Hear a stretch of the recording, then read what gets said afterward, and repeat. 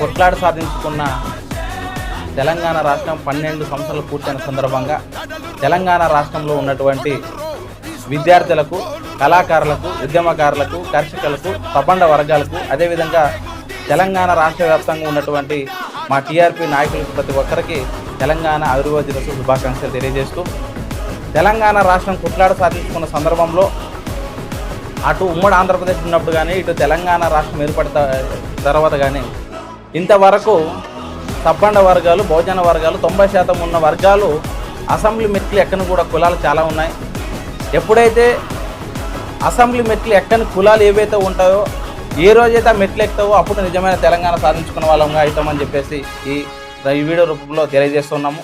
మరి ముఖ్యంగా తెలంగాణ రాష్ట్రంలో భారీ ఎత్తున తెలంగాణ రాజ్యాధికార పార్టీ తరఫున రేపు జూలై 5వ తారీఖున వచ్చే నెల భారీ బహిరంగ సభ వనగూరులో జరగబోతుంది. తెలంగాణ ప్రజలారా, ఇక్కడ నుంచి మేము పిలుపునిస్తూ ఉన్నాము.